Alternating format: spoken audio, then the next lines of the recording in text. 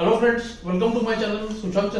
Today we are at the next topic and we are going to understand what is Gambit play all about, and we are going to see how to evaluate a Gambit, how to judge whether the Gambit is sound or unsound. So let's get started with some examples here. Today we are going to discuss 4 or 5 different variations which will enable us to judge the positions. So let's get started. E4, E5, NF3, NC6, Bishop C4, NF6, so called the two knights game, and here comes NG5, so called the fried liver attack. White intends to attack F7 and generate some play. See, black has to be very careful here.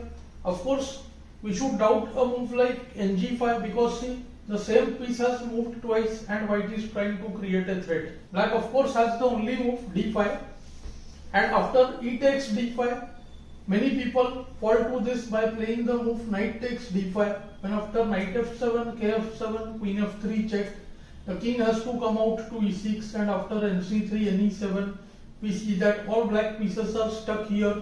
King is out in the middle, and for a piece white has superb play. But after the move e takes d5, black of course has the way to repulse white's attack. Black has the move knight a5.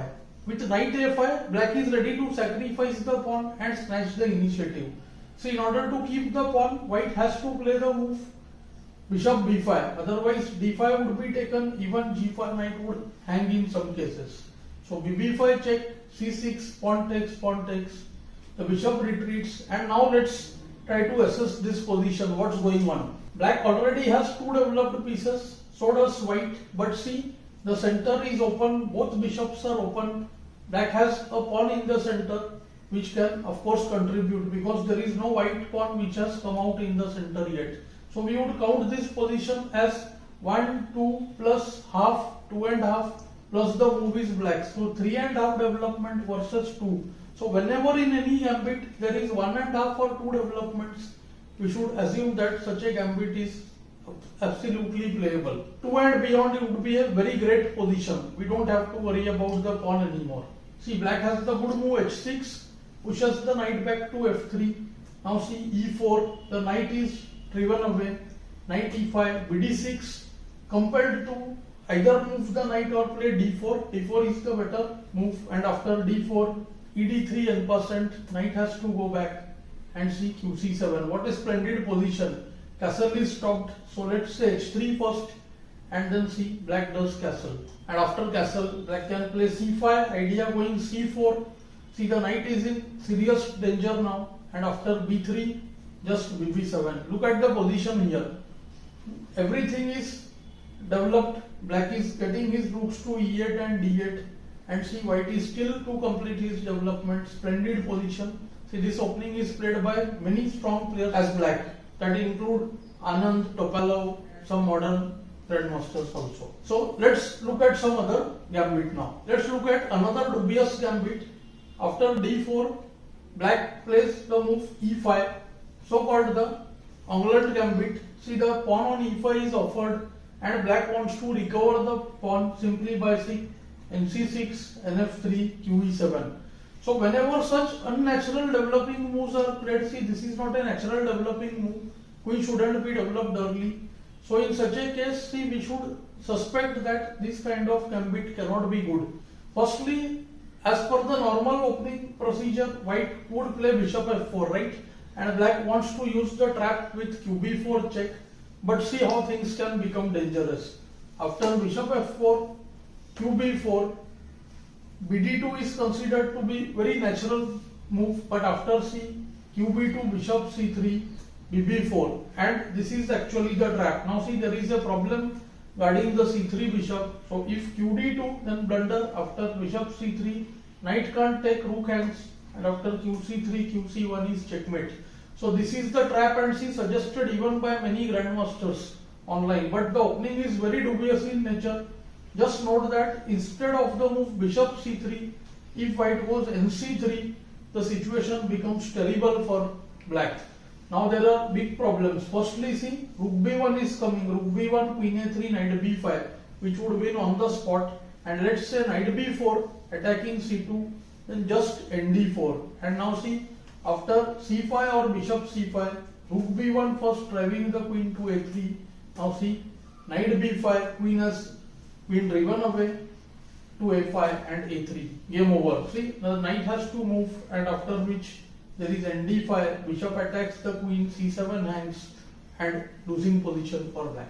Okay, this is all about theory, and just I wanted to show how black's unnatural play got repulsed. But I would like to share one of my experience when I faced this opening first time as white. What I did was I realized black is playing for some trap here, and I didn't go with the move bishop f4. I simply played the move knight c3, just doing development, and after knight e5 I went knight d5. Look at this position, simple play but giving absolutely good position to white. Not only that, black is out of his opening preparation now, and see, he is also in an uncomfortable state. See, now knight f3 is forced. If queen d6, then knight takes, queen takes, bishop f4. Only move qb2. Now one has to be careful not to take on c7, because later on bb4 check could be a problem. So just rook b1 first, drive the queen away, and then go in c7. So black had to play the move nf3 check here, only move g takes f3, and see the initiative which black was looking at, all that is lost. The queen has to go back to d8, because if qd6, then again bishop f4 is winning. And now just e4. Look at the simple position. White wants bishop f4, bishop c4, qd2, long castle. He has the open file. Such a simple way, and yet see, white is clearly better, which again proves that the gambit was not sound. So all I am trying to show through these examples is how to count the development and how to judge whether a gambit is sound or unsound. Let's look at one more example. Far superior gambit against d4 would be nf6. c4, black can do e5. This is called the Budapest gambit. The idea is very simple. After d takes c, black goes ng4. The knight goes ahead and wants to attack e5. And if white plays f4, this is what exactly black wants. White should protect the pawn, and see, both c4 and f4 are blocking the bishops on f1 and c1 respectively. So now black just goes d6, which gives him great play here. After e takes d6, bishop d6, and already see black has how many developments? One knight on g4, bishop on d6, queen and bishop both are open. Both can be counted as half each, and see, already more than two developments means good compensation. And after nf3, in fact, black has a forced combination, black to play and win, and finds the move nf2. See, so logical. The king has to take on f2, and see the opening of the queen on d8. And see, after nd4, bd4 is similar to the game ke1, bf2 check, king f2, qd1, and black is winning. So we can make out that this gambit is far more superior.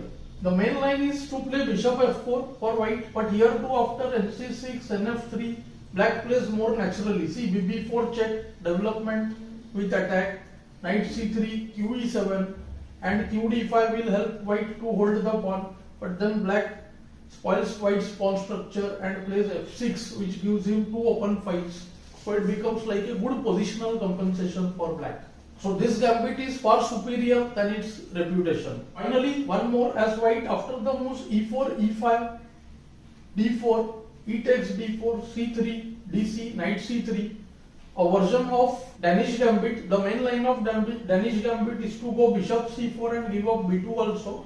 This one, so-called the boring gambit, is very interesting. We can see that white has here more than 1.5 development. One knight is developed, half a tempo for the pawn, both bishops are open. So when black plays d6, his half a tempo would be compensated by white's full developing move. So this gives generous play to white. So any gambit where there are 1.5, 2 developments, such a gambit can be considered quite good for any side, white or black.